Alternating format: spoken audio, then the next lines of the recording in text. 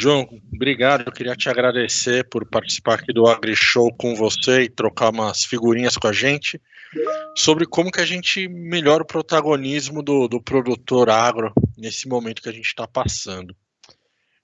Queria começar com uma pergunta para você, que é o seguinte: 2020 é um ano considerado neutro, a gente não tem nem El Niño, nem Laninha.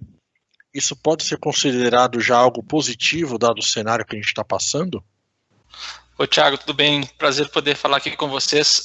Essa pergunta ela é muito pertinente porque a gente nos últimos anos andou sofrendo alguns vieses climáticos, né? Especialmente por conta de El Niño. E já andou sendo noticiado aí pela internet, alguns canais, a possibilidade de um Laninha. Só que essa Laninha, a tendência é que ela não ocorra, e sim a gente vai ficar mais para esse cenário de neutralidade que você mencionou. Então, okay. O que o diagnóstico mostra? Né? O diagnóstico mostra, pelo menos até o final do ano, essa questão da neutralidade. E que impacto que isso traz? Bom, sendo num ano neutro, a gente não fica nem numa condição muito melhor, nem numa condição muito pior. Vou explicar para você por quê. Porque quando a gente tem um fenômeno de Laninha ou de El Niño, a gente já conhece mais ou menos o efeito esperado. Então, olha, se é Laninha, em determinada região, a gente sabe que vai chover muito mais ou vai chover muito menos.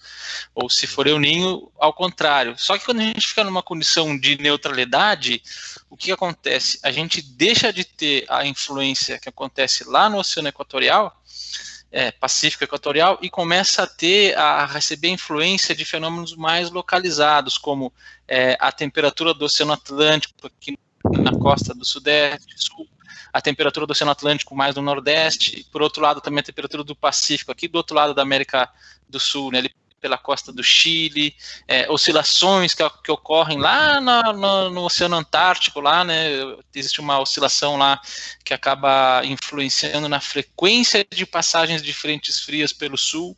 Essas frentes frias, muitas delas levam precipitação também até Paraná, sul de São Paulo, Mato Grosso do Sul. Então, quer dizer, num ano de neutralidade, outros fatores que num ano de El Niño ou Laninha seriam de menor importância começam a impactar mais. Então a gente começa a ficar num momento assim, olha, pode acontecer meio que de tudo, né, nesse cenário de neutralidade. E aí é importante, nesses anos de neutralidade acaba sendo que o planejamento, né, em relação à tendência climática, ele acaba tendo um papel mais importante ainda. Como é que a gente faz esse planejamento? Como é que eu fico preparado para essa neutralidade? Olha, Thiago, informação. Né? A gente está nesse mundo aí digital, né? Então o acesso à informação de cunho meteorológico, climático, ela é bastante de fácil acesso, né? Na internet você consegue consultar de uma maneira bastante simples. Qualquer navegador buscador ali que você falar previsão climática, você digitar previsão climática, você vai ter alguns pareceres, né? Bom, qual que é o ponto-chave aí? O ponto-chave é a qualidade da informação. Então, o produtor que está nos assistindo, que vai visualizar esse conteúdo, o que ele tem que levar em consideração? A referência dessa informação. Então, certo. Você tem vários institutos brasileiros, né, consolidados cientificamente, não só a Climatempo, você tem, por exemplo, o INEMET, você tem o CPTEC, você tem instituições federais, né, que tratam dessa temática de clima, né? Então, a dica, bom, vamos buscar então informação, vamos buscar informação com qualidade, né? Eu vou esquecer o blog, eu vou esquecer o apaixonado por meteorologia que escreve algum conteúdo, eu quero ver quem é essa pessoa, que qualificação que ela tem. Porque a gente está nesse cenário aí de que o clima ele muda, né? Ele está mudando, aquela agricultura tradicional que você plantava numa determinada data X, que você aprendeu lá com seu avô, aquilo lá está mudando tudo. Então, ano passado a gente já teve problemas de plantio, né, em relação ao início do estabelecimento, né, de fato, do período chuvoso, né, que é o fator que diz quando começa o plantio na região central do Brasil, por exemplo. Para esse ano, por exemplo, a gente está esperando novamente esse atraso. Então, bom, onde que eu vou consumir essa informação? Eu vou procurar fontes mais de prestígio, né, fontes mais estabelecidas no nosso cenário brasileiro, aqui no que tange a informação climática. E eu consigo essas informações no celular, né? Elas Sim, estão ao alcance da nossa mão. elas estão ao alcance da mão. Então, por exemplo, falando da nossa empresa da Climatempo, você pode ter o aplicativo da Climatempo, ou então você pode consultar informações navegando pela internet. Existe uma série de aplicativos no mercado que trazem as informações, né? Mas só que a maioria delas, é que está o detalhe, Thiago, a maioria dessas informações são de tendência para 15 dias. 10 dias, 7 dias, 15 dias. Só que agora, assim, nesse cenário que a gente está falando hipotético aqui, tá? Eu já passei uma informação aqui privilegiada para vocês. Olha, a gente vai ter um atraso no início das chuvas. A gente está falando lá de outubro. Então, o produtor, quando chegar ali, o produtor que está pensando já na safra verão 2021, quando chegar ali em agosto e ele vai estar comprando o insumo dele, ele vai estar querendo saber como vai estar em outubro, né? Para saber quanto tá que ele vai arriscar. Ele já está meses à frente, ele já sabe, olha, eu tenho planejado para esse ano plantar 2.000 hectares, 500 hectares, seja lá com a área que for. Mas só que com a informação que ele recebe lá da frente, ele já pensa assim, olha, será que eu vou arriscar 2.000 mesmo? Não é pessoal melhor lá da 1.000? Exato. Olha, o pessoal da Climatempo está falando que vai atrasar. Aí eu vi uma outra fonte lá do INEMET, o pesquisador falou que vai atrasar. Aí eu vi um outro cara lá do CPTEC, do INPE, que falou que vai atrasar também. Então, esses caras não podem estar todo mundo maluco. Então, deve atrasar mesmo. Então, aí eu tenho que fazer essa gestão, né? Porque o clima, ele acaba sendo uma parte importante do negócio, né? Eu sempre falo isso aí em todas as palestras, que você pode ter a melhor genética, você pode ter o melhor preparo do solo. Se faltou água, é um problemão, né? Que infelizmente a gente vê aí. Água também é outro problemão. Também. Então o clima ele impacta diretamente no negócio. Tem pesquisas aí do lado científico que fala que o clima corresponde ali a 60% a 70% do sucesso da lavoura. Então é uma área que se deve dar uma atenção maior, que o produtor deve começar a se apegar a dados, né? A importância do dado, a importância da informação, para justamente isso, tomar as melhores decisões, né? Já no planejamento, não estamos nem falando do dia a dia, do manejo diário, estamos falando de questão de planejamento, quanto que eu arrisco, quanto que eu posso investir, é uma coisa bem financeira, assim, mexe no bolso. Sim. Como é que isso? Ter dados, ter informações torna o clima meu aliado. Perfeito. Na hora da produção. Legal. Perfeito. A gente está falando aqui de... Pois não, pode falar. Não, pode falar. Então, o que você falou, ele é um ponto-chave, né? Porque várias decisões são tomadas baseadas na informação climática. Desde a rotina diária. Será que eu posso fazer uma aplicação que eu ia fazer aqui de ureia? Como é que tá? Vai chover, não vai? Eu vou perder essa ureia? Então vai lavar, vou perder, eu vou ter lixiviação. Quanto que eu estou jogando? Quantos dólares eu estou perdendo ali de produto? Por conta de uma chuva que eu não estava esperando ou que eu não consultei a melhor informação.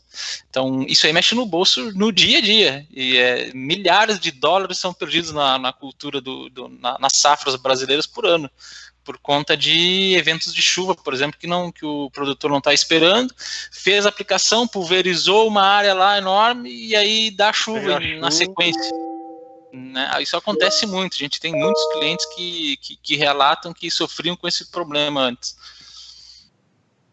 A gente falou agora há pouco da safra 2021, que é o pessoal que vai se planejar, mas eu queria falar de quem já colheu, de quem já está com o produto na mão e teoricamente vai tá preocupado com encalhe. Como é que esse pessoal que já colheu, que vai armazenar, como é que ele usa o clima como aliado dele? Olha, né, o clima ele pode ajudar agora. Bom, quem já não amarrou sua produção, né? Quem já não fez a venda, já estava amarrado aqui, tem que entregar essa produção. Aquele que tem condições de estocar e esperar o melhor preço, o clima ele pode atuar nessa linha. Porque, por exemplo, você tem aqui, só na América do Sul, a gente tem a Argentina, por exemplo, como um grande competidor nosso. Principalmente no que se refere à soja, né? E a gente tem clientes em vários lugares do Brasil e existe aquela preocupação de cliente que está no norte, no nordeste, ele quer saber como está a produção no sul. E ao contrário também, o cara que está no Brasil, ele quer saber como está a produção na Argentina e o cara que está na Argentina, ele quer saber como está a produção no Brasil. Isso aí é aquela coisa de mercado. Então, o que acontece? Quem já colheu, por exemplo, a safra de soja que finalizou, quem já tem soja armazenada e já não fechou essa venda, pode aguardar por esperar, por exemplo, o que vai acontecer na safra dos vizinhos aqui da Argentina, ou então lá nos Estados Unidos, na próxima safra deles. Então o clima, ele acaba sendo importante nisso aí, e inclusive é levado em consideração pelas traders. Tá? Então todo mundo que está mexendo com o dinheiro está de olho no clima. Tá de olho no clima. Isso aí é porque o clima ele vai impactar no mercado futuro, né? Então, sim, olha, se a tendência de ser um ano muito seco, a gente já sabe que vai ter prejuízo, vai ter problema de safra, os estoques vão diminuir por conta que vai produzir menos, e se a demanda segue alta e a oferta é baixa, então o preço sobe. Então isso aí é aquela coisa, mas só que entra uma questão importante aí que é da capacidade de armazenamento, né, que muita gente não tem, infelizmente, aí ele acaba tendo que comercializar a safra no mesmo ano, né. Muitos inclusive já começam muitos já começam a safra com a produção vendida, né. A gente está saindo da safrinha do milho agora, né? Isso. Tem algo específico para o milho safrinha que a gente pode falar do clima? Podemos, sim. Tem algumas estimativas interessantes para o milho, porque, por exemplo, o pessoal que não teve atrasos, ele plantou esse milho ali na primeira quinzena de abril, na verdade, né? Então, o milho está no campo agora, desenvolvendo para ali por junho ser colhido, tá? Junho, algumas regiões mais atrasadas em julho. O que a gente visualiza é o seguinte, ó, eu vou até abrir aqui um mapinha que eu tenho para ajudar na minha consulta, para falar para vocês. Então, por exemplo, no mês de junho e antes disso, no mês de maio, por exemplo, se espera muita chuva, chuvas acima da média, especialmente no Paraná, que é um grande produtor de milho brasileiro, né? Especialmente milho segunda safra. Então o Paraná ele vai sofrer com excesso de chuva e também um pedaço do Mato Grosso do Sul, uma grande parte do Mato Grosso do Sul, região que produz milho também, ali, região de Maracaju, sul do MS, né?